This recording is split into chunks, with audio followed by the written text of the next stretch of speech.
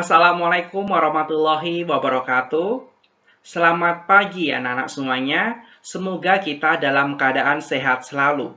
Anak-anak, pada pertemuan pada pagi hari ini, kita akan belajar mengenai subbab ketiga, yaitu membangun budaya demokrasi di Indonesia, bab 2 kelas 11 PPKN. Namun sebelum pembelajaran kita mulai, alangkah baiknya kita berdoa menurut agama dan kepercayaan kita masing-masing. Berdoa, Bapak, silakan. Terima kasih.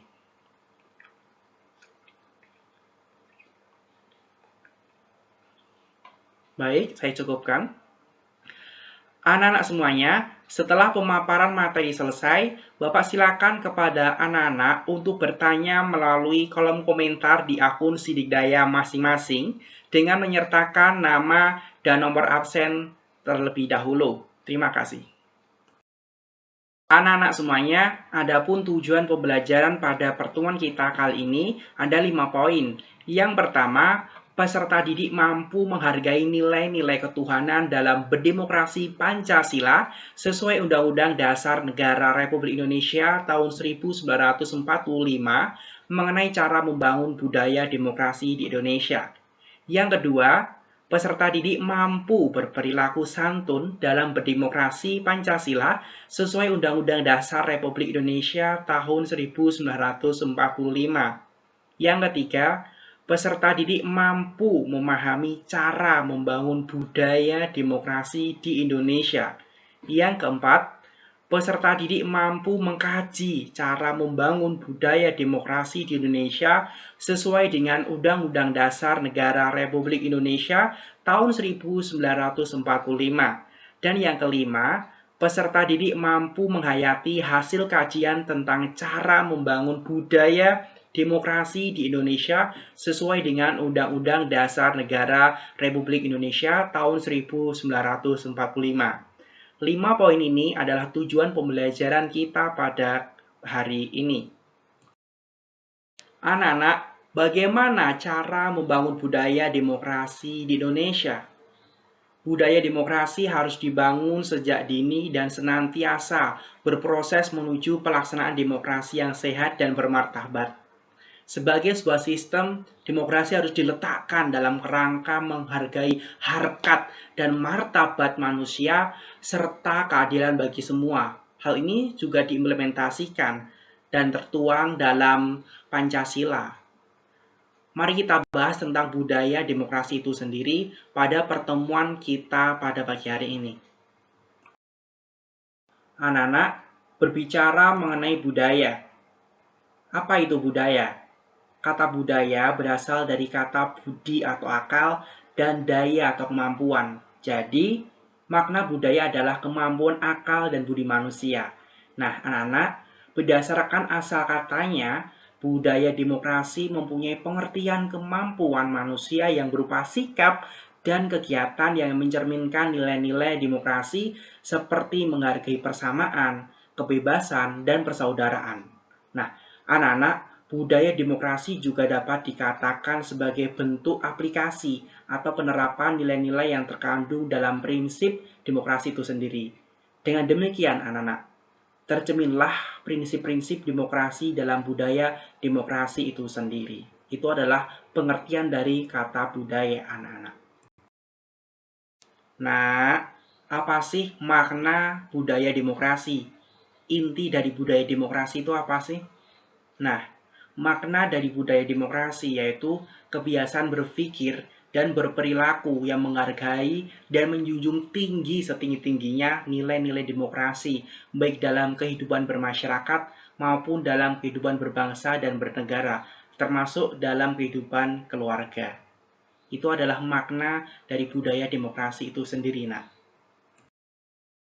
Anak-anak, pengertian budaya demokrasi itu kita dapat melihatnya dari 3 sudut pandang. Yang pertama, budaya demokrasi formal. Yang kedua, budaya demokrasi wajah atau permukaan. Yang ketiga, demokrasi substantif. Yang pertama, yaitu budaya demokrasi formal. Apa yang dimaksud budaya demokrasi formal? Budaya demokrasi formal yaitu suatu sistem pemerintahan yang hanya dilihat dari ada atau tidaknya lembaga politik demokrasi seperti perwakilan rakyat, baik di negara manapun, tidak hanya di Indonesia, semua negara. Itu adalah budaya demokrasi formal, anak-anak. Anak-anak, pengertian budaya demokrasi dilihat dari sudut pandang yang kedua, yaitu budaya demokrasi wajah, atau sering disebut sebagai demokrasi permukaan. Apa sih yang dimaksud demokrasi wajah itu? Nah, demokrasi wajah atau permukaan yaitu demokrasi yang hanya tampak dari luarnya saja, terlihat dari luar, dan ketika di dalamnya ataupun di dalamnya itu tidak ada unsur demokrasi sama sekali, tidak terlihat, hanya terlihat di permukaannya saja. Itu adalah pengertian dari budaya demokrasi wajah atau permukaan. Anak-anak, adapun pengertian budaya demokrasi dilihat dari sudut pandang yang ketiga, yaitu demokrasi substantif. Apa yang dimaksud dengan demokrasi substantif? Yaitu demokrasi yang memberikan kesempatan, memberikan peluang, memberikan hak suara untuk menentukan kebijakan kepada seluruh golongan masyarakat tanpa memandang kedudukan, tanpa memandang derajat, tanpa memandang apapun, dengan tujuan menjalankan agenda kerakyatan. Itu adalah pengertian dari demokrasi substantif. Nah, untuk anak-anak semuanya, untuk kuis pada pertemuan kali ini, yaitu berdasarkan sudut pandang ketiga tadi ya anak-anak, demokrasi formal, demokrasi wajah, demokrasi substantif, kuisnya yaitu apakah dari sudut pandang pengertian budaya demokrasi tersebut, apakah negara kita sudah termasuk dalam 3 sudut pandang tersebut? Nah, itu adalah kuisnya anak-anak. Bisa dijawab di kolom komentar di akun Sidik Daya anak-anak semuanya. Anak-anak, setelah kita berbicara dan membahas pengertian dari budaya dan demokrasi panjang kali lebar, apa sih inti dari budaya demokrasi itu sendiri? Nah, anak-anak semuanya, inti dari budaya demokrasi adalah kerjasama, saling percaya, menghargai, keanekaragaman, toleransi, persamaan derajat, dan kompromi. Itu adalah inti dari budaya demokrasi. Nah, sedangkan budaya politik non-demokratis atau totalitarian ditandai oleh konflik, kecurigaan, keseragaman, tidak toleran, tidak percaya, kebencian, dan hierarki. Itu adalah budaya politik non-demokratis. Bisa dipahami ya anak-anak semuanya? Anak-anak semuanya, dalam membangun sebuah negara agar menjadi negara yang demokratis, negara yang memiliki budaya demokrasi atau demokratis, tentu harus memiliki unsur-unsur yang terkandung di dalamnya. Nah, apa sih unsur-unsur budaya demokrasi itu sendiri? Nah, anak-anak, unsur-unsur budaya demokrasi itu ada 7. Yang pertama itu kebebasan. Hal ini juga sudah termuat dalam Undang-Undang Dasar tahun 1945 mengenai hak asasi manusia. Kita diberikan kebebasan. Yang kedua mengenai persamaan, tidak membeda-bedakan satu dengan yang lainnya. Yang ketiga, solidaritas. Kita harus solid antara satu dengan yang lainnya. Yang keempat, toleransi, tidak membeda-bedakan agama Islam, Kristen, Hindu, Buddha, Konghucu, dan sebagainya.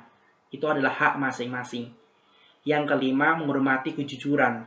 Karena kita ketahui bersama anak-anak, kejujuran adalah integritas pertama dan yang paling utama dalam menjalani kehidupan di dunia ini. Itu kuncinya. Selanjutnya anak-anak, menghormati penalaran atau logika seseorang itu tentu berbeda-beda, ataupun pendapat seseorang itu juga berbeda. Kita harus menghormati. Yang terakhir atau yang ketujuh adalah keadaban. Kita harus memiliki adab, sopan santun, adab yang baik kepada diri kita ataupun pada orang lain yang dikenal ataupun tidak dikenal. Itu adalah 7 unsur budaya demokrasi. Bisa dipahami ya anak-anak ya? Anak-anak semuanya, berbicara mengenai demokrasi. Demokrasi sendiri tentu tidak luput dari yang namanya kelebihan dan kekurangan. Nah, di sini kelebihan dari demokrasi itu sendiri itu ada beberapa poin. Yang pertama adalah Demokrasi memberi kesempatan untuk perubahan di tubuh pemerintah tanpa menggunakan kekerasan. Itulah salah satu kelebihan dari demokrasi. Tidak ada paksaan untuk membangun demokrasi dalam sebuah negara dengan kekerasan, tidak ada. Yang kedua, adanya pemindah kekuasaan atau rotasi perputaran yang dapat dilakukan melalui pemilihan umum ataupun pemilu, baik tingkat daerah sampai pusat. Yang ketiga, sistem demokrasi mencegah terjadinya monopoli kekuasaan. Tidak ada, kecuali negara yang tidak menganut sistem demokrasi. Itu memungkinkan adanya monopoli kekuasaan. Yang keempat, yaitu dalam budaya demokrasi, pemerintah yang terpilih melalui pemilu akan memiliki rasa berutang karena rakyat yang memilihnya. Oleh karena itu, hal ini akan menimbulkan pemicu untuk bekerja sebaik-baiknya untuk rakyat. Seharusnya, tapi tidak menutup kemungkinan untuk berbuat yang diharapkan ataupun yang seperti yang terjadi pada masa sekarang di Indonesia. Janji-janji manis ketika pemilu, tapi ketika sudah jadi, janji manis itu seakan hilang di telan bumi, sirna di telan matahari. Kelebihan yang kelima atau yang terakhir yaitu masyarakat diberi kebebasan untuk berpartisipasi, baik aktif ataupun pasif, tapi diberikan kebebasan secara aktif untuk menimbulkan rasa memiliki terhadap negara. Ini adalah negara saya, ini adalah negeriku, ini adalah tanah kelahiranku. Itu adalah kelebihan-kelebihan dari demokrasi itu sendiri, anak-anak. Bisa dipahami? Anak-anak semuanya, berbicara mengenai kelebihan dari demokrasi, tentu tidak luput yang namanya kekurangan ataupun kelemahan dari demokrasi itu sendiri. Adapun kekurangan dari demokrasi, yang pertama, masyarakat bisa salah dalam memilih dikarenakan isu-isu politik. Anggap saja, contohnya ketika kita memilih pasangan calon A, isunya di politik ataupun di media massa, si pasangan calon A ini sudah kaya, sudah memiliki aset, sudah memiliki harta yang melimpah, keturunannya, keluarganya sudah sangat jelas. Jadi kemungkinan besar tidak ada korupsi dan menjalankan pemerintah dengan sangat baik. Itu isunya politik ataupun di media massa, tapi kita tidak tahu kenyataannya, dan itu sudah banyak terjadi kasusnya di Indonesia. Bisa tahu contohnya, saya tidak akan menjawab contohnya siapa. Nah, yang kedua, fokus pemerintah akan berkurang ketika menjelang pemilu masa berikutnya. Saya ambil contoh, yaitu Presiden Joko Widodo pada periode yang pertama.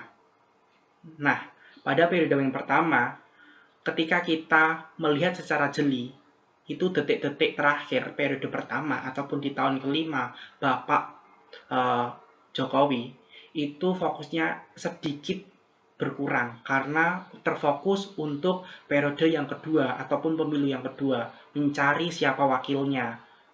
Nah, alhamdulillah, tabarakallah, sudah terpilihlah yang pertama ataupun sudah terpilih wakilnya itu Bapak Ma'ruf Amin. Itu adalah salah satu contohnya kalau kita jeli dalam berpolitik, anak-anak.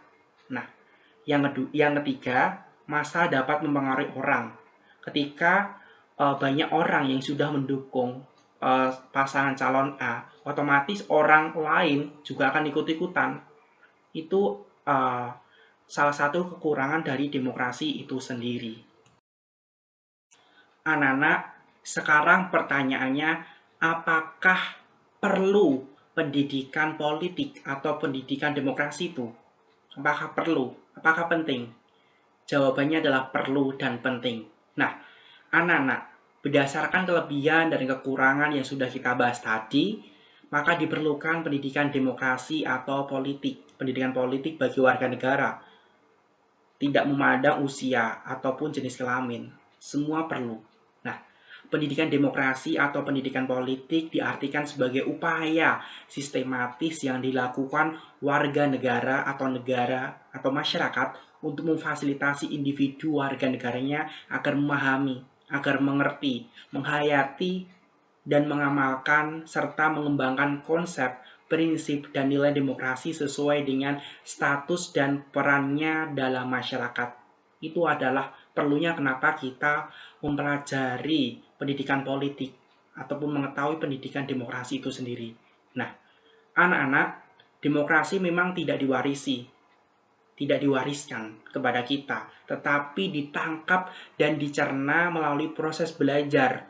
Oleh karena itu, untuk memahaminya, diperlukan suatu proses pendidikan demokrasi atau pendidikan politik. Pendidikan demokrasi dalam berbagai konteks, dalam hal ini adalah pendidikan formal, mulai dari SD, SMP, SMA, bahkan di jenjang perkuliahan. Kalau untuk non-formal, seperti di pendidikan luar sekolah atau informal, seperti pergaulan di rumah, pergaulan bersama teman, masyarakat, kultural, apapun yang sebagainya. Untuk membangun cita-cita, nilai, konsep, prinsip, dan keterampilan demokrasi dalam berbagai konteks itu sendiri, itu anak-anak. Jadi pada intinya, kita perlu mempelajari pendidikan politik itu sendiri. Bisa dipahami? Anak-anak berbicara mengenai civic virtus atau kebijakan kewarganegaraan. Nah, perlu kita ketahui bersama anak-anak, dalam tingkatan kehidupan warga negara, setiap warga negara dalam negara demokrasi semestinya memiliki kebijakan-kebijakan kewarganegaraan. Nah, hal ini maka sistem demokrasi tidak akan berjalan sebagaimana mestinya. Lalu, apa inti dari kebijakan kewarganegaraan? Nah, anak-anak, inti dari kebijakan kewarganegaraan itu sendiri adalah tuntutan agar semua warga negara menempatkan kebaikan bersama di atas kepentingan pribadi, atau kita mengutamakan kepentingan umum untuk kepentingan bersama. Itu adalah inti dari kebijakan kewarganegaraan itu sendiri, anak-anak. Bisa dipahami? Anak-anak semuanya, berbicara mengenai kebijakan kewarganegaraan atau civic virtus. Nah, kebijakan kewarganegaraan itu apa saja sih? Nah, hal ini dibedakan menjadi dua, anak-anak. Yang pertama, kebijakan kewarganegaraan yang bersifat disposisi kewarganegaraan. Dan yang kedua, komitmen kewarganegaraan itu sendiri. Nah, saya akan membahas yang pertama, yaitu disposisi kewarganegaraan. Nah, apa yang dimaksud dengan disposisi kewarganegaraan, anak-anak? Nah, disposisi kewarganegaraan yaitu sikap, kebiasaan, tindakan semua warga negara atau masyarakat yang menopang perwujudan kebaikan bersama serta berfungsinya sistem demokrasi secara sehat, healthy. Sikap atau kebiasaan ini ada tujuh poin. Yang pertama, keadaban, tanggung jawab, disiplin ilmu, sikap batin, keterbukaan, kesediaan berkompromi atau berdiskusi, dan yang ketujuh atau yang terakhir adalah toleransi. Toleransi antar agama tentunya. Nah, itu adalah disposisi kewarganegaraan. Nah, yang kedua, komitmen kewarganegaraan. Apa yang dimaksud dengan komitmen kewarganegaraan, anak-anak? Komitmen kewarganegaraan yaitu kesetiaan kritis, kesetiaan yang sejatinya warga negara terhadap nilai-nilai dasar dan prinsip-prinsip demokrasi itu sendiri. Dan juga anak-anak, komitmen pada nilai-nilai dasar demokrasi meliputi 3 hal. Yang pertama, kemerdekaan atas kebebasan. Yang kedua, persamaan tanpa membedakan satu dengan yang lainnya, semua sama. Dan yang ketiga adalah solidaritas atas persaudaraan. Kita adalah saudara. Itu adalah komitmen kewarganegaraan. Jadi anak-anak, kebijakan kewarganegaraan itu ada dua, yaitu disposisi kewarganegaraan, yang kedua komitmen kewarganegaraan. Bisa dipahami? Anak-anak semuanya, berbicara mengenai kebijakan kewarganegaraan atau civic virtus. Nah, kebijakan kewarganegaraan itu apa saja sih? Nah, hal ini dibedakan menjadi dua, anak-anak. Yang pertama, kebijakan kewarganegaraan yang bersifat disposisi kewarganegaraan. Dan yang kedua, komitmen kewarganegaraan itu sendiri. Nah, saya akan membahas yang pertama, yaitu disposisi kewarganegaraan. Nah, apa yang dimaksud dengan disposisi kewarganegaraan, anak-anak? Nah, disposisi kewarganegaraan yaitu sikap, kebiasaan, tindakan semua warga negara atau masyarakat yang menopang perwujudan kebaikan bersama serta berfungsinya sistem demokrasi secara sehat, healthy. Sikap atau kebiasaan ini ada tujuh poin. Yang pertama, keadaban, tanggung jawab, disiplin ilmu, sikap batin, keterbukaan, kesediaan berkompromi atau berdiskusi, dan yang ketujuh atau yang terakhir adalah toleransi. Toleransi antar agama tentunya. Nah, itu adalah disposisi kewarganegaraan. Nah, yang kedua, komitmen kewarganegaraan. Apa yang dimaksud dengan komitmen kewarganegaraan, anak-anak? Komitmen kewarganegaraan yaitu kesetiaan kritis, kesetiaan yang sejatinya warga negara terhadap nilai-nilai dasar dan prinsip-prinsip demokrasi itu sendiri. Dan juga anak-anak, komitmen pada nilai-nilai dasar demokrasi meliputi 3 hal. Yang pertama, kemerdekaan atas kebebasan. Yang kedua, persamaan tanpa membedakan satu dengan yang lainnya, semua sama. Dan yang ketiga adalah solidaritas atas persaudaraan. Kita adalah saudara. Itu adalah komitmen kewarganegaraan. Jadi anak-anak, kebijakan kewarganegaraan itu ada dua, yaitu disposisi kewarganegaraan, yang kedua komitmen kewarganegaraan. Bisa dipahami? Anak-anak semuanya, sebagai negara yang demokratis harus memiliki komitmen atau pegangan, komitmen kepada prinsip-prinsip dasar demokrasi itu sendiri. Nah, tidak hanya demokrasi di Indonesia, demokrasi di negara manapun harus memiliki komitmen dasar dalam melaksanakan demokrasi ini sebagai prinsipnya. Nah, apa saja komitmen itu? Yang pertama, kedaulatan rakyat. Yang kedua, persamaan politik. Yang ketiga, konsultasi pada rakyat. Yang keempat, hak minoritas dan aturan dari mayoritas. Dan yang kelima atau yang terakhir adalah pembagian kekuasaan negara dan check and balances. Itu adalah 5 komitmen yang harus dijalankan oleh sebuah negara yang menganut demokrasi itu sendiri. Bisa dipahami? Anak-anak semuanya, untuk mewujudkan negara yang benar-benar negara demokratis, tentu kita harus berpartisipasi secara aktif, yaitu kita harus berperilaku positif dalam mendukung tegaknya nilai-nilai demokrasi atau nilai-nilai demokratis itu sendiri. Nah, dalam budaya demokrasi, rakyat merupakan subjek atau pelaku, bukan objek, tapi subjek. Nah, oleh karena itu kehidupan bermasyarakat, berbangsa, dan bernegara yang demokratis tidak akan terwujud apabila rakyat atau masyarakat tidak dilibatkan.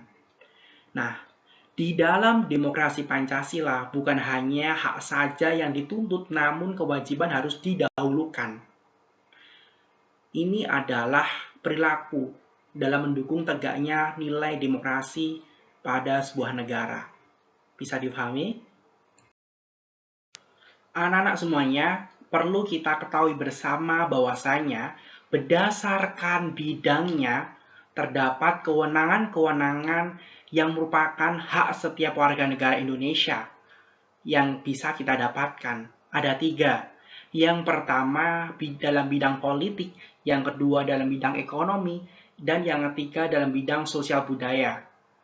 Yang pertama, bidang politik. Apa saja hak kita? Kita akan mempunyai hak dipilih, hak memilih, hak berserikat, hak mendirikan, hak berkumpul, dan hak menyatakan pendapat atau opini ke publik. Itu adalah bidang politik. Sedangkan bidang ekonomi, kita juga memperoleh hak mencari pekerjaan, mendapatkan pekerjaan, hak milik, hak hidup, dan hak layak. Selanjutnya, dalam bidang sosial budaya, kita juga memiliki hak mendapatkan pelayanan sosial, kesehatan, pendidikan, dan pengembangan budaya. Itu adalah hak-hak kita sebagai warga negara Indonesia. Bisa dipahami? Anak-anak, kita sebagai warga negara Indonesia, di samping memiliki kewenangan atas hak, setiap warga negara Indonesia memiliki tanggung jawab terhadap pelaksanaan demokrasi Pancasila. Apa saja tanggung jawab kita terhadap demokrasi Pancasila? Yang pertama, kita harus mendukung pelaksanaan pemilu yang luber dan jurdil. Yang kedua, kita harus melaksanakan hukum dan pemerintahan yang baik. Yang ketiga, kita harus menggunakan kebebasan dengan bertanggung jawab. Bebas bukan berarti sebebas-bebasnya, tapi masih ada batasan dan kita harus bertanggung jawab dengan kebebasan kita. Yang keempat, menghormati orang lain dalam menyampaikan pendapat. Sama halnya orang lain menghormati ketika kita sedang berbicara ataupun berpendapat. Yang kelima, mentaati persyaratan dan hukum yang berlaku dalam melaksanakan kebebasan berorganisasi atau berserikat. Dan yang terakhir adalah mengutamakan persatuan dan kesatuan nasional. Nah, itu semua adalah tanggung jawab warga negara Indonesia terhadap pelaksanaan demokrasi di Indonesia, yaitu demokrasi Pancasila. Bisa difahami anak-anak? Anak-anak semuanya, kita cukupkan pertemuan kita pada pagi hari ini. Bagi yang ingin bertanya mengenai materi kali ini, bisa tanya ke Bapak via WhatsApp ataupun via chat di akun Sidik Daya kalian masing-masing. Dan juga, minggu depan kita akan belajar mengenai budaya demokrasi atau membangun budaya demokrasi di Indonesia dalam kehidupan sehari-hari. Nah, nanti bisa dipelajari agar pertemuan kita minggu depan bisa berjalan dengan lancar. Baik, anak-anak semuanya, sebelum kita akhiri, alangkah baiknya kita berdoa menurut agama dan kepercayaan kita masing-masing. Berdoa, Bapak, silakan. Terima kasih.